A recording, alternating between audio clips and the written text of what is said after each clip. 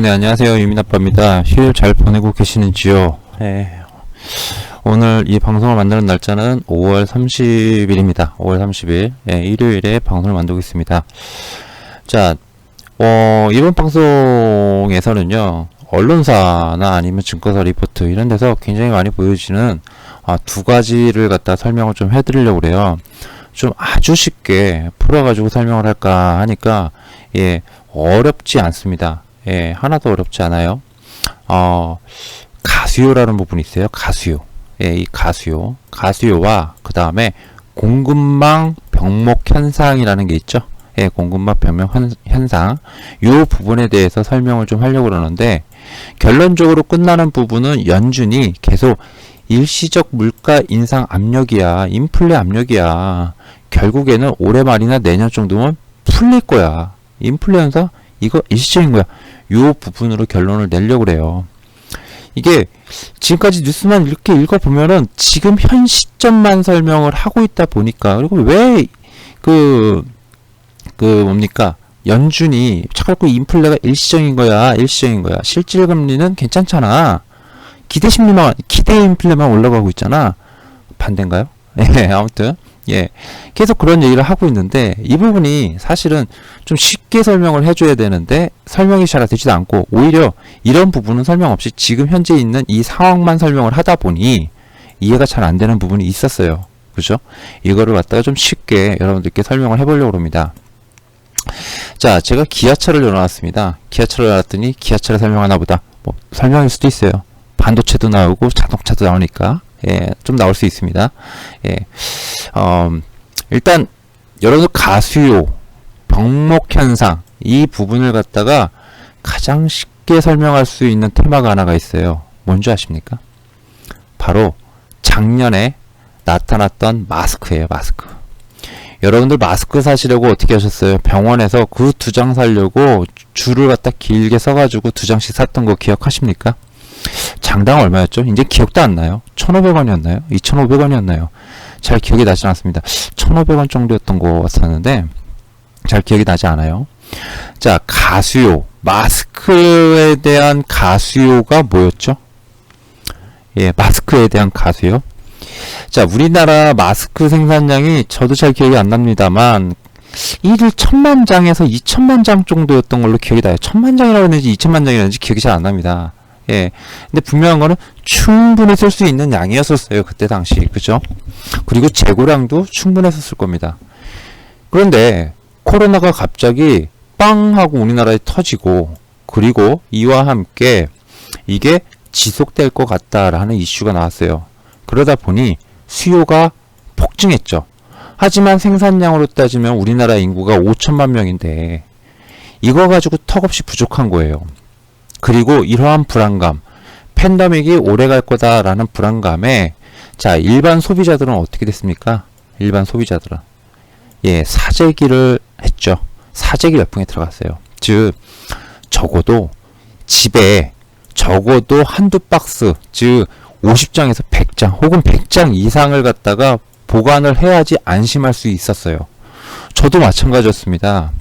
저도 3,200원에 샀어요. 마스크를 살릴 수가 없어가지고 아주 생쇼를 하면서 돌아다녀가지고 50장을 갖다가 한 15만원 넘게 주고 산 적이 한 번 있었습니다.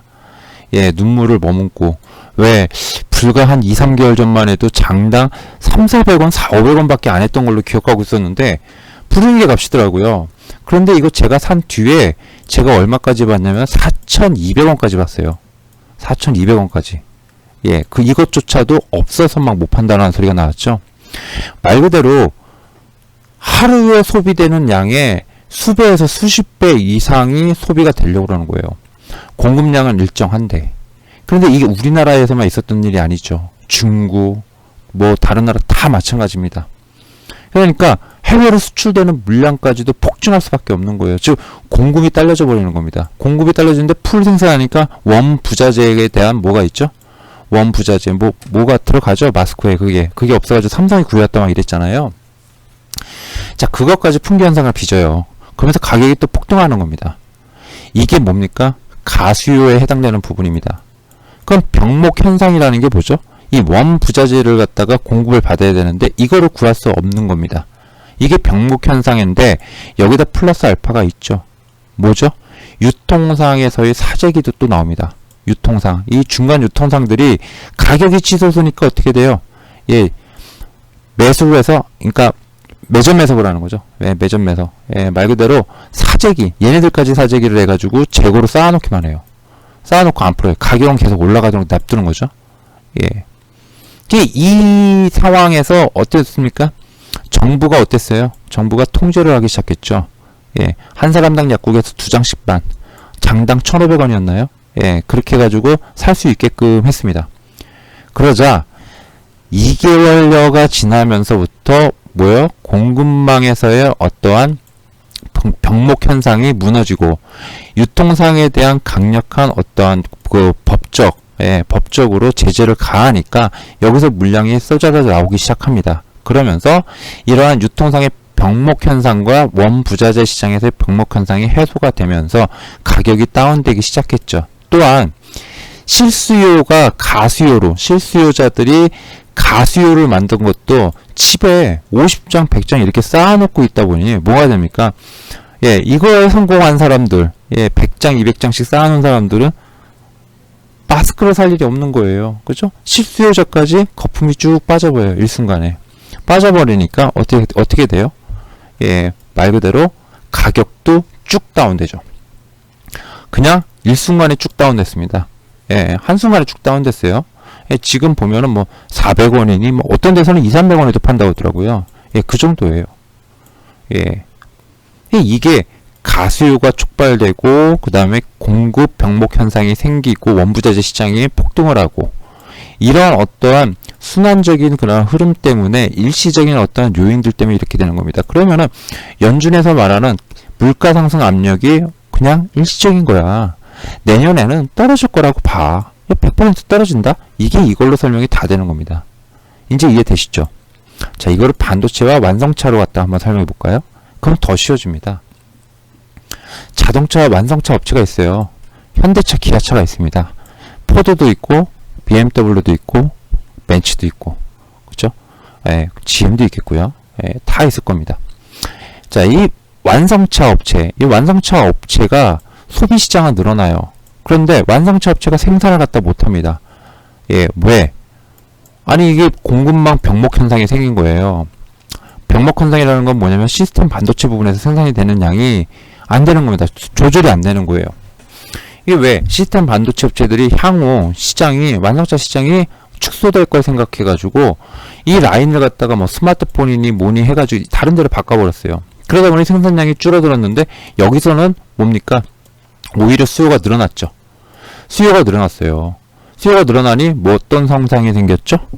어떤 현상이 생겼죠? 생산량이 줄어듭니다. 셧다운이 들어갑니다. 일부. 계속. 시스템 반도체가 없어서 셧다운이 들어가는 거예요. 그럼 소비자 입장에서 어떻게 됩니까? 2020년도나 돼야지 나는 자동차 바꿀 생각이었어 라고 했는데 지금 신청해도 언제 받을지 모르는 거예요. 그러다 보니 땡겨서 주문을 해버리죠. 예, 가수요가 여기서 생기는 겁니다. 근데 지금까지는 어떻게 버텨왔죠? 예, 딜러들이 보유하고 있던 자동차 재고를 통해 가지고 버텨왔어요. 재고를 통해 가지고 버텨왔는데 이 재고도 마저도 어떻게 됩니까? 예, 바닥을 드러내고 있죠. 바닥을 드러내고 있으니 자동차가 없는 거예요. 언제 받을지 몰라요. 그럼 이 가수요를 촉발시켰던 이 수요자들이 어디로 가는 겁니까? 중고차 시장으로 달려간 거예요. 그러다 보니 4월 중고차 중고차 가격이 급등을 했죠. 예, 급등을 한 그런 현상까지, 기현상까지 나왔습니다. 이 구조 때문이에요. 그러면 이거를 정상화시켰을 때, 정상화시키는 거는 시스템 반도체만 해소가 되면 되겠죠. 시스템 반도체만 정상적으로 어딥니까? 공장에다가 넣어주면 이 공장에서 생산량을 정상화 시켜가지고 정상화 시킨 거를 갖다가 수요자들에게 던져주면 되는 겁니다. 그죠?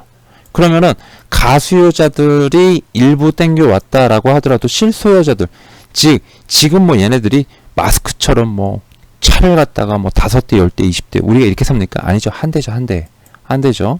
예. 그렇기 때문에 그냥 계속 대기 순번대로 계속 있는 거기 때문에 생산대로 넘겨주면 돼요. 그건 뭡니까? 원래는 가수요자들이건 뭐건 간에 공장을 팡팡 돌리면서 실적으로 올렸어야 되는데 그러지 못하고, 그리고 또 가격도 오르고 있죠. 자동차 가격도 오르고 있습니다. 그러니까 이런 현상들 때문에 공급만 제대로, 시스템 반도체만 공급만 제대로 된다면은 이 완성차 업체들은 모든 게 다 정상화되면서, 그러면서 뭐 병목 현상이니 뭐니 할 거 없이, 할 거 없이 실적 계산에 따라서 주가는 뭡니까? 그동안 우려사항을 털털 떨어버리고 상승해 줄 거다라고 보는 게 일반적입니다. 지금 현재는요. 이해되시는지 모르겠어요. 이해되시는지. 그런데 반도체는 좀 틀리죠. 반도체는요. 반도체는 시스템 반도체로 공급받아가지고 스마트폰을 만들어야 돼요. 스마트 기기를 만들어야 되고, 또 이것도 만들어야 되고, 저것도 만들어야 돼요.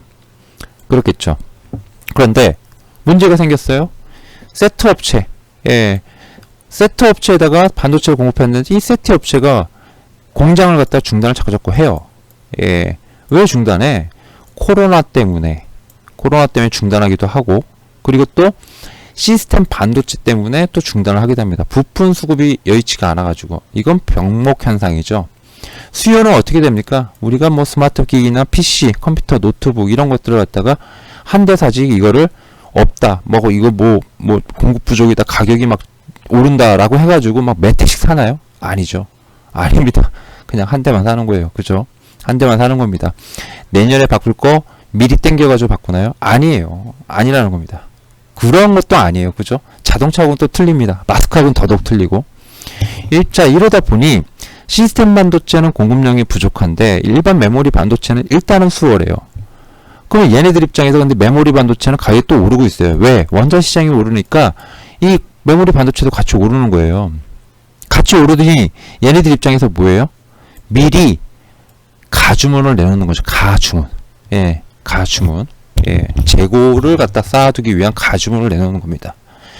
자, 이런 상황에서 코로나는 어느 정도 해소가 되고, 그 다음에 병목 현상이 있었던 부품 쪽에서의 수급이 원활하게 이루어지기 시작해요. 그러면서 세트 업체는 본격적으로 정상 가동 혹은 그 이상의 가동을 하게 됩니다.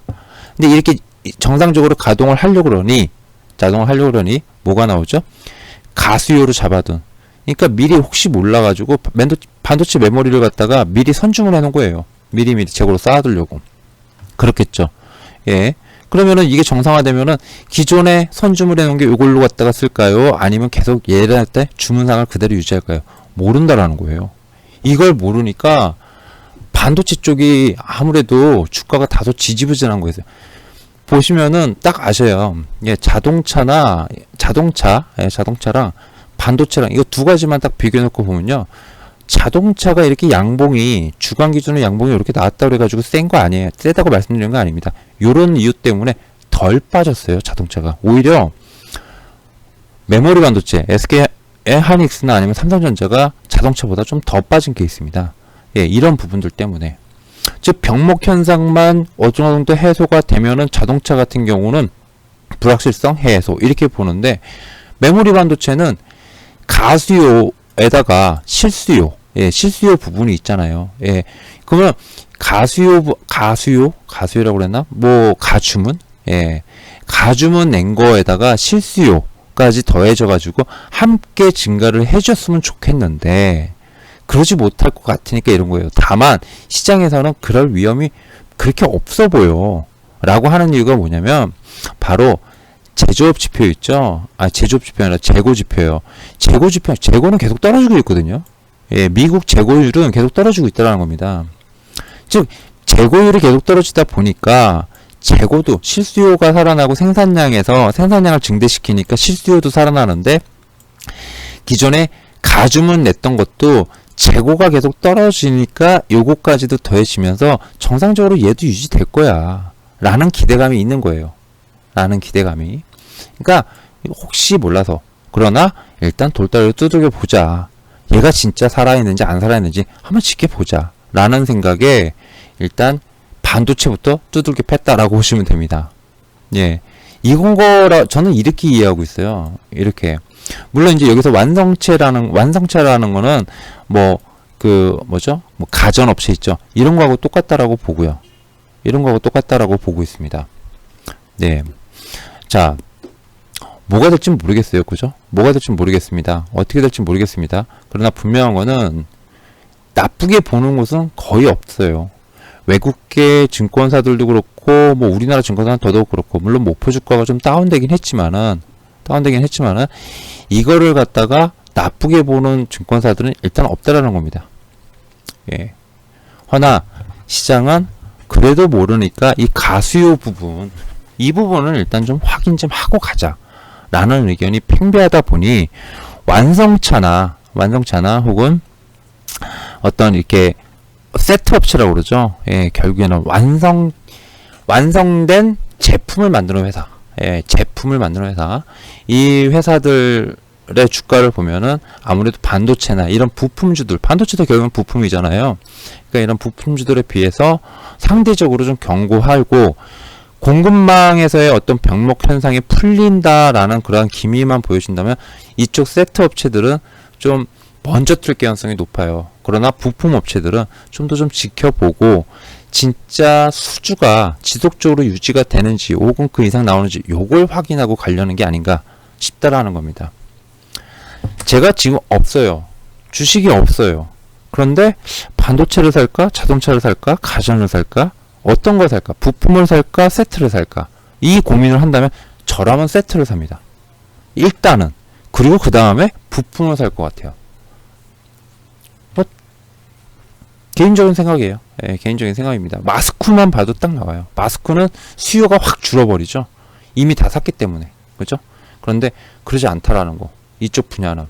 그렇기 때문에 시가총액, 수출 비중이 큰 어떤 IT, 반도체, 자동차 이런 것들로만 이렇게 놔두고 봤을 때 세트 부분 있죠. 그러니까 완성차 부분, 이런 부분만, 가수요 부분과 그 다음에 뭡니까? 예, 가수요 부분과 뭐죠?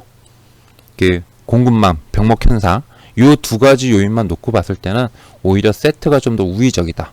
예, 가수요 부분은 없어지잖아. 아니에요. 우리들 다 대기하고 있잖아요. 줄 서서. 아직도 못 사가지고. 그죠?